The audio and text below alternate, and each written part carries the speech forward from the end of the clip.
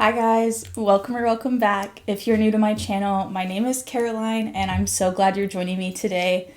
Today we're going to be doing a video that I have been looking for a long time and can't seem to find, and that is going to be a beginner's guide to thriller reading. I am primarily a thriller and horror reader. I do read romance, nonfiction, literary fiction, but primarily I stick to thriller and horror novels. And so I thought, well, what better time to sit down with you guys than before we hop into fall and the winter and it starts to get to spooky season, than to sit down right now and go over all of my favorite thriller books to start out with if you're looking to jump into the thriller genre. So how I've broken this down is by trope. Just like romance books, thrillers tend to have tropes. Some of them are domestic thrillers, so that is a thriller that centers around marital or relationship issues within the house, or even that involve kids. There is creepy kid thrillers, which I don't like as much, so I didn't add into this video. I've only really read like one or two, and I will say for that trope, Saving Noah is by far my favorite book for the creepy kid thriller trope. The only thing I will say is it's very explicit and traumatic, and you definitely need to check trigger warnings if you're going to read that one. And I wouldn't say it's a thriller book to start your thriller journey with. It's a hard hitter. It made me cry. It's not a feel-good book. So that's why I also didn't want to include that one super heavy in this book or in this video, because it is kind of dark and hard to get through. So if you're starting out in thrillers, maybe don't start out with Saving Noah. But if you're a thriller girly like me and you've read them for a long time and you haven't picked up Saving Noah, definitely do it because you're missing out.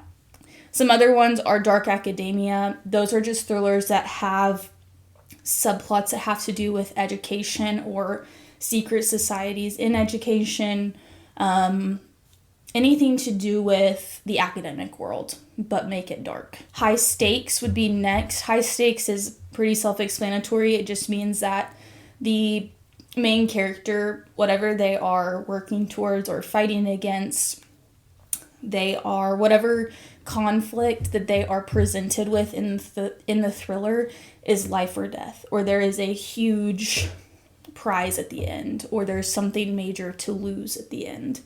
There's just high stakes with whatever they're doing. Dark Past, this is probably the most common one I see, like when I go to bookstores and just read the back of books. This one is the classic plot line of you're following a main character and maybe a couple other sub-characters who have a dark past that comes back to haunt them.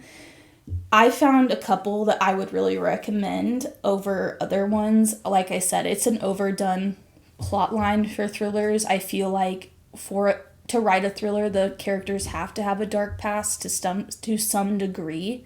So to me, kind of all thrillers fall into the dark past category. But you definitely read a few and you're like, that is the plot. It is focused on their past. They are trying to either reinvestigate something from their past. Someone has been brought back into the storyline that they had connection to in the past and they don't anymore, but now they're getting dragged back into it. Those books where it is very heavily focused on just that one plot line and that trope, it is done really well. The next one is political thrillers. This one is thrillers centered around politicians or the political world.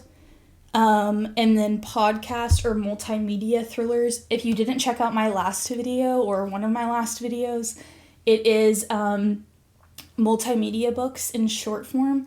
So definitely go check out that short. It's like a minute long, but it's just multimedia books that I recommend because I love reading multimedia and I don't hear a lot about multimedia recs. If you don't know what multimedia books are, they're just books that have other types of writing in them. So instead of just the classic writing style, they have text messages, journal entries, transcripts, investigative reports, anything like that. Those are some of my favorite. I think they add so much to the reading experience, especially if you listen to those books on audio. So definitely check out the short I just posted, and then we'll cover a couple in this video. Before we hop in, make sure you hit the like and subscribe button so you know when I post, and you can stick around and check out my other videos. I always really appreciate your support. Let's get right into it. The first one I'm going to start off with is domestic thrillers. One being The Wife Before by Shanora Williams. If you've watched my other videos, you've probably heard me talk about this book before, but this book kind of got me started in the domestic thriller world, other than The End of Her by Sherry Lapina. That was like my first domestic thriller I read. This one is a multimedia domestic thriller centered around a married couple, and the wife goes back and finds journal entries from the wife before to her current husband. A tragedy happened that the wife before is no longer alive, and she's trying to figure out what happened to her. Does the husband have anything to do with it? What is she in any danger? And it is heart-pounding. Like, I was on the edge of my seat. This was the first one I read from Shanora Williams, and this is still probably my favorite one. It was just so dramatic. It had great romance subplots interwoven into it. So because Shanora Williams is a thriller and romance author, in her thriller books, they all have heavy relational ties. As a romance reader and a thriller reader, I love that. It goes beyond the romantic suspense trope and genre. It is full on, like, I am afraid of my spouse. How am I going to get out of it? Or the main character finds out that the spouse did something really horrific, and now they are caught up in it and there's no way out. And this gives you that. I mean, that like edge of your seat, you don't know if they're going to survive the book kind of feeling, but you also are like every Shanora Williams book I pick up, I am torn. I'm torn because in the romantic scenes, you feel some of the chemistry and the tension and you want to advocate, but then you see the thrilling scenes and you read the thrilling scenes and you're like, this relationship is toxic and they need to both get out. And Shanora Williams just paints that picture so beautifully. Her books are so digestible. This one has journal entries, which I thought was so fun and made the whole reading experience very immersive. I felt like I was in two different settings the whole time, and I loved that. So definitely start out with this one. This is one that you could start your thriller journey with on today. Next one for domestic thriller is Just the Nicest Couple by Mary Kubica. I actually just read this one this year. This is an OG TikTok or booktok book, and I just picked it up this year. I read it on audio, and I really enjoyed it. So this one follows a couple. The husband is missing, and then it follows their other two friends. So they're like couple friend, but the couples aren't friends with each other. It's the two wives. They are teachers at the same school or work at the same school in some facet, and one of the husbands is gone. Lily and Christian. So Lily and Christian are the two friends, and then Nina and Jake. Jake is the one that's missing, and Nina is his wife. And Nina and Lily work together. Lily has a connection to Jake's disappearance that Lily's husband is in on, and it is intense. It is so intense. It adds a whole nother element that there is a relational aspect between husband and wife, but then also the betrayal and backstabbing element of the friends being involved in the disappearance, or so we think. I don't know what the ending is, so I'm not going to spoil it, but this one is so good. I would highly recommend it on audio too. I thought that the narration added a lot because there was a narrator for Nina and Lily, and then you also heard from Lily's husband, Christian, and I was thrown by this twist. I did not see it coming.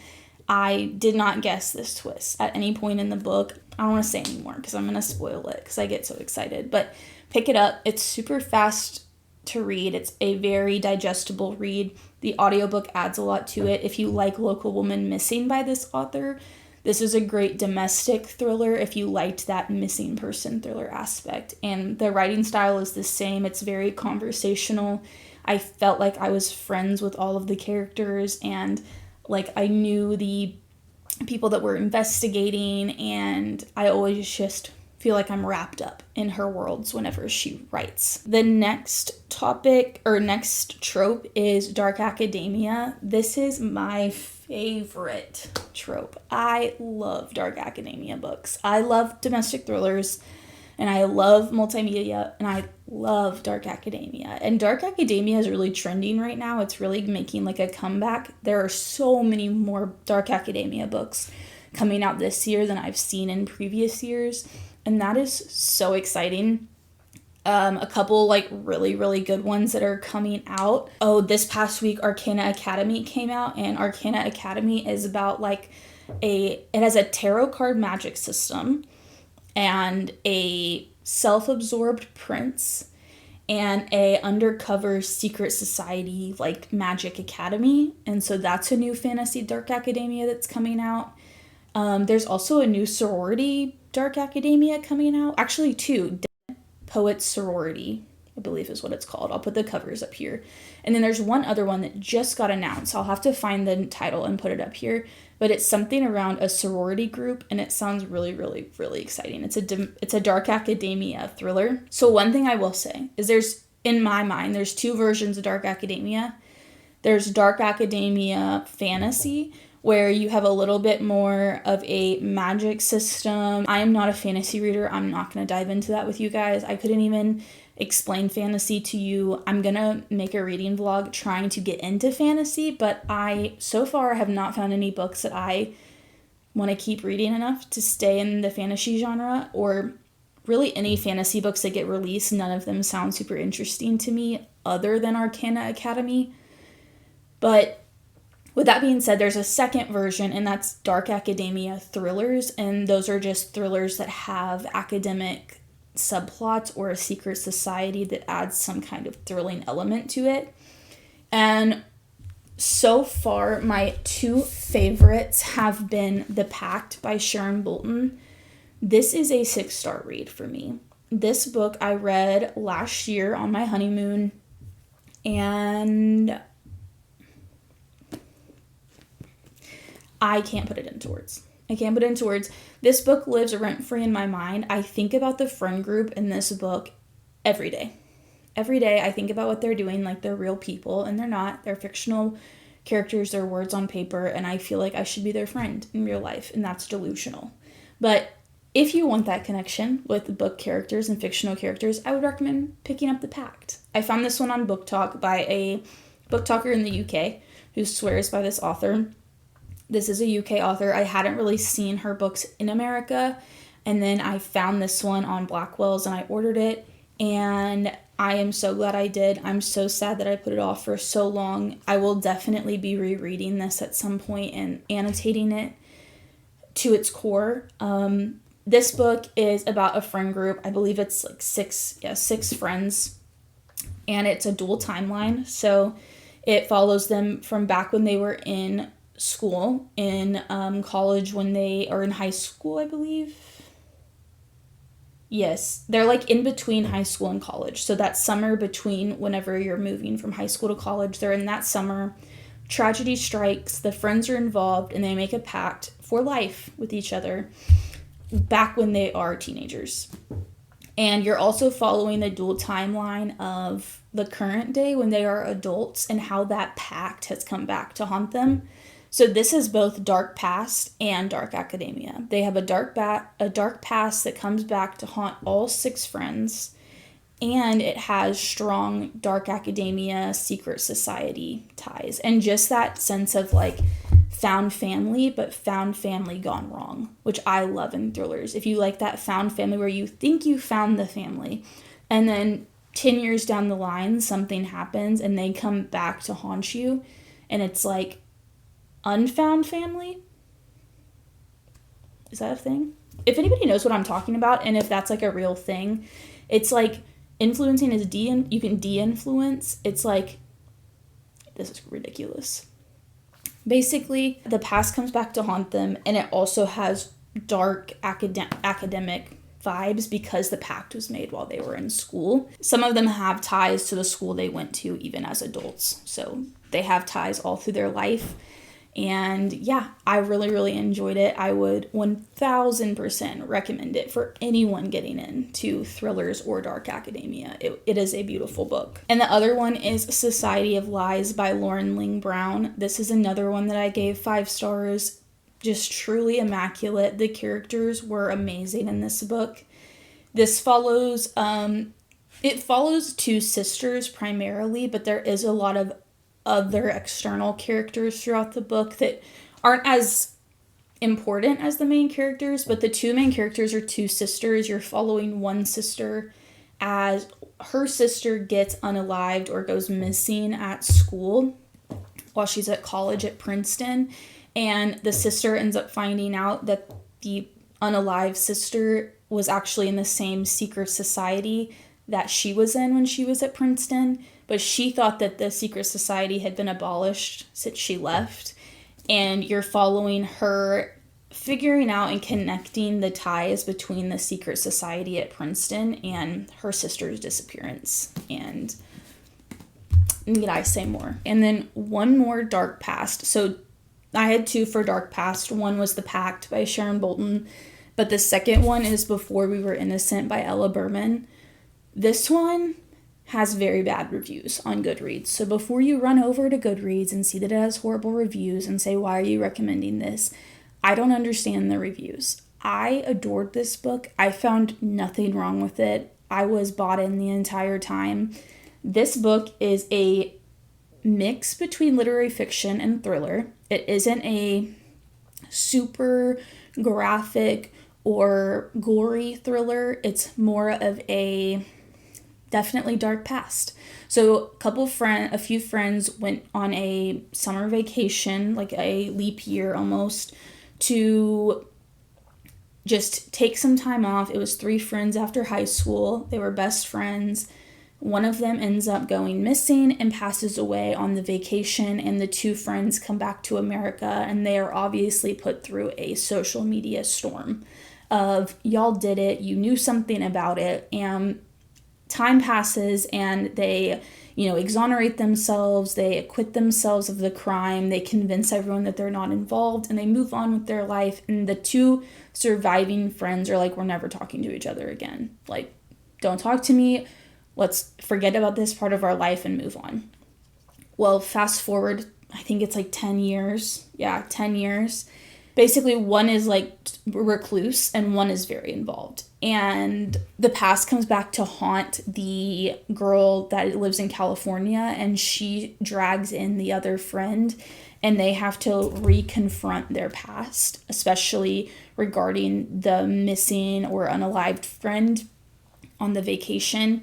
And Bess, I believe is the name. Yeah, Bess, she is the recluse, and she is like, girl, I don't want anything to do with you. Leave me alone. I don't want to rehash all this. I've moved past it. And the other girl is just like, you owe me something. You owe me something, and I need your help. And you're just following both of their POVs as they learn what to do in a situation, in a situation that they haven't navigated before. And it's just really creepy to think about how the decisions you make from, whenever you were really young can haunt you until you're much older and can completely upend your life years down the line. And this book is the epitome and a great example of how we should be making better decisions when we're younger, or they're going to come back to haunt us later. Next is High Stakes. High Stakes is also one that I really, really enjoy. I just feel like it's a little bit harder to find or narrow down because there can't just be high stakes. There normally has to be some other trope added in to it. So both of the ones I have a little bit extra to them than high stakes, but these were the 2 from my personal library that I felt like were the most high stakes. High stakes just means they had something massive that they were working towards or that they were willing to lose over the conflict in the book. So the first one is I Will Find You by Harlan Coben. This book really, really helped get me into high stakes and like fast-paced thrillers, I was really hesitant to pick this book up because I associated this author with James Patterson like a fool, and he is not. This author, Harlan Coben, is unmatched. This book is unmatched. This book follows David, who is a dad. He is incarcerated in prison for his son's unaliving, and he is wrongfully convicted. He is wrongfully there according to him. He did not do it, and he is trying to figure out what happened to his son and if his son is still alive. Because if he didn't do it, there is a chance that the kid is still alive. And he gets brought evidence in jail one day by a visitor that his son is still alive, and there is proof. And he figures out how to jailbreak and get his son back, or at least figure out more information about the son. And I want to see this book get made into a movie so bad. You guys have no idea. I think this would be the most impeccable movie, very similar to Taken. I mean, I was on the edge of my seat. I had like sweat dripping down my foreheads. I had sweat dripping down my forehead at points. It was just like heart attack inducing. Like, I can't even put it into words. This book is immaculate, and now I want to go reread it right now. But until like this point in the book, you will be on the edge of your seat, and you will not know what's happening, and you do not believe that he will make it out of it. And will he? Will he make it out of it? Will he find the kid? That's the question. And so the high stakes in this is life in prison. I mean, he's on, I couldn't remember if he's on death row. No, it's just life sentence. So he either gets a life sentence. Also, like, think about knowing you're in jail for the wrong crime and your kid is still alive and no one is out looking for him. No one's looking for him, and he's with some stranger kidnapped. That would be, oh my God, I cannot even imagine. I don't have kids and I can't even imagine, but I can just feel it. My heart's racing again. I can feel it. Anyway, read this book. It's amazing. If you're starting out in thrillers, start with this book. It opens up a whole new world. And if you haven't read this book and you're a thriller reader, pick it up. Pick it up now. It's a one-sitting book. And message me when you get done reading it, because I want to talk about it. And my other high stakes, that's also one of my favorite thriller books ever, is The Defense by Steve Kavanaugh. This is high stakes because it's following a ex-lawyer who is contracted to defend the Russian mob in court, and they definitely did it. So this one, like, he didn't do it. They definitely did it, and they are blackmailing this lawyer into getting them off scot-free. And if he can't, he loses his life and his family loses his life, and his family is under threat the entire time. And I never understood the hype around the Eddie Flynn series until I picked it up, and I can't explain the hype to you until you pick it up. So just pick it up. But I mean, when you think about a one-sitting thriller, this book is a one-sitting thriller. If you're looking for books that you can fly through, these two. If you're looking for books that are not Frida McFadden, but read very similarly to Frida McFadden, short chapters, edge of your seat, you don't know what's happening, your heart is racing, you're sweating, you're throwing up, and you want to, I don't know, crash out. You want to crash out? These two. Let this be the message of this video.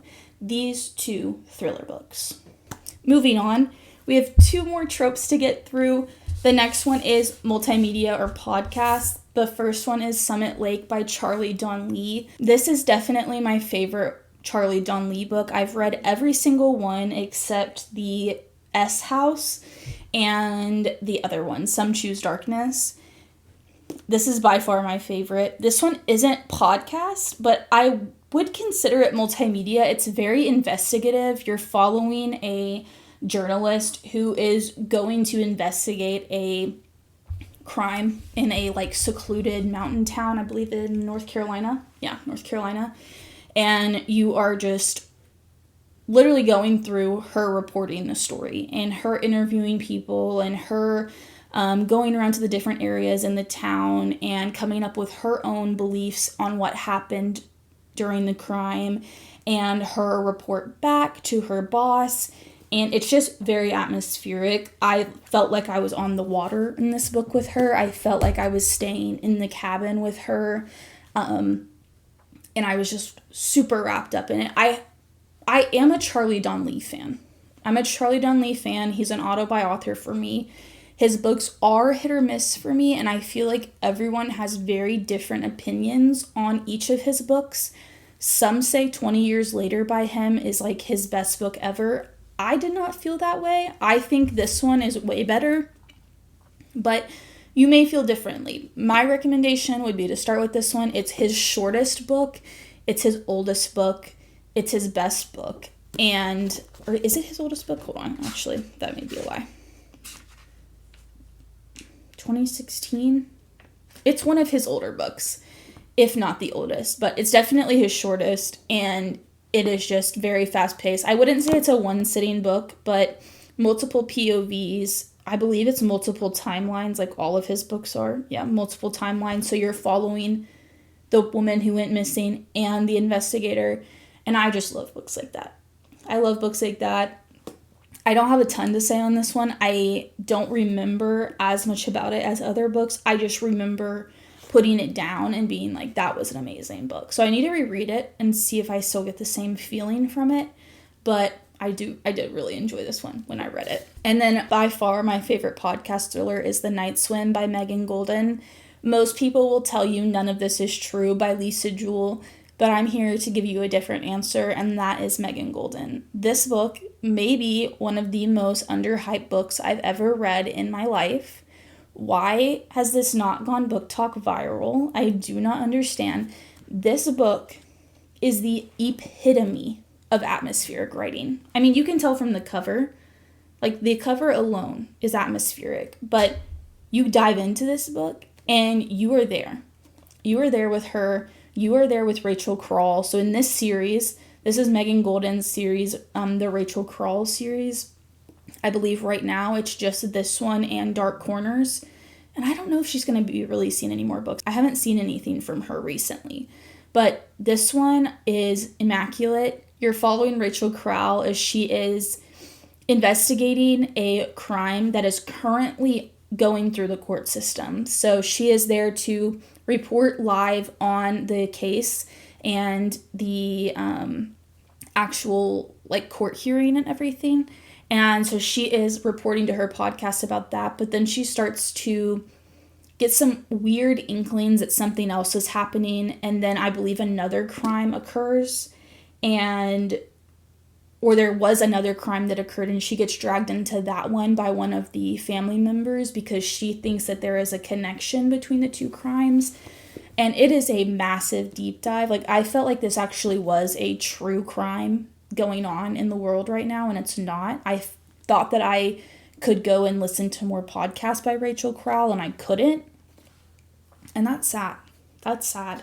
But if you like that feeling you get with books where you just feel like you are the character, you are one with the character, you are in the investigation, you feel like you have stakes, like you're on high stakes, you have something to lose, this is the book for you. I felt like, I remember I had to take a couple days off after reading this because it was just that exhilarating for me. I have no words. I have no words, and that's not good because I'm here to give you my recommendations, but really, really, really beautiful writing style. I loved the dual POV. I loved how conversational it was because of the podcast element. It felt like I was just friends with Rachel. She was just chatting with me about this crime, and we were going to figure it out together. And that's something that I don't feel like happened in None of This Is True by Lisa Jewell.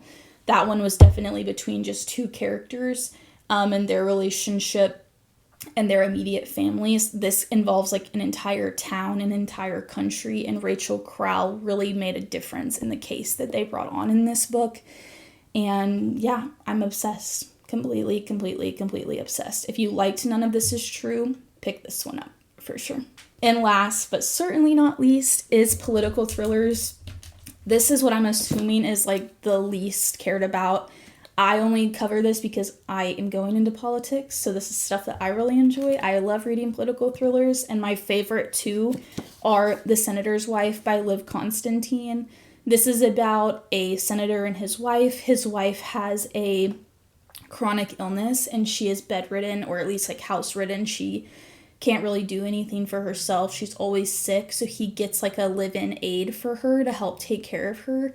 And there ends up just being a lot of secrets that come out, and the home health aide ends up being somebody that they did not think she was.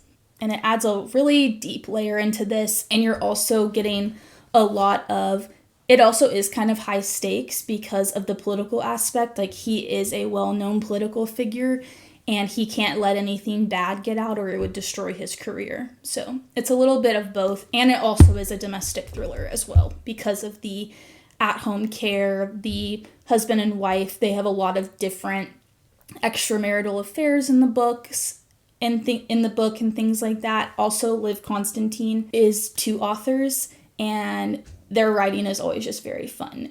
You can tell through the dual POV when they switch writing, and how they write the different characters so differently, but it all like makes sense and works so well together. And I really, really loved this book. I need to read more by Liv Constantine. I need to read The Last Miss Parrish. I still haven't read that one. But if you like politics and you like political thrillers or legal thrillers, then definitely check out The Senator's Wife. It's very dramatic. It's very juicy and very gossipy, very like socialite-esque, and I really like those kind of thrillers.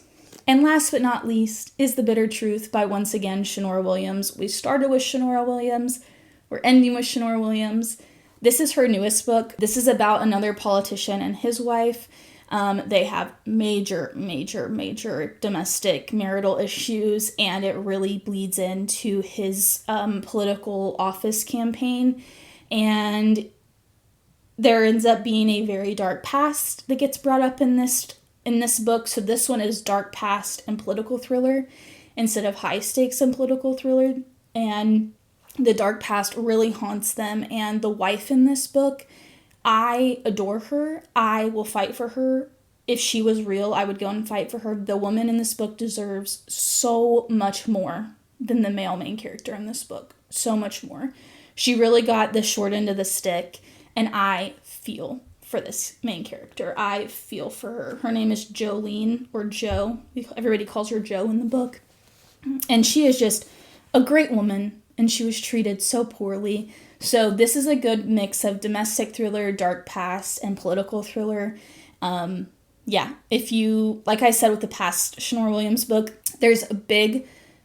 in her books, there's a consistent theme that there's a good mesh of romance and thriller mystery in her books, and this one was no different. It just had a political aspect, but I think it wasn't even too political. I think it more read like socialite crime than political crime. Like, they were just rich people in the town they lived in who happened to be running for political office, and they just had a lot of dirty drama that didn't need to get out from their home life. And maybe it ends up getting out, maybe it doesn't. Does it end up working out? Who knows? It's your job to find out. With that being said, that is my beginner's guide to thrillers. I hope that this kind of gives you a path you can follow to start reading thrillers, and hopefully these books show you how amazing reading thrillers can truly be. If you like this video, please let me know in the comments so that I can do more of these, maybe like a horror and a romance one. And if there's any other tropes or genres that you would like recommendations for, please let me know. I'm always happy to send them your way. Thanks for hanging out with me today. I really appreciate it. Make sure to hit the like and subscribe button so you know when I post, and you can stick around for my other videos, and I will see you in the next one. Bye!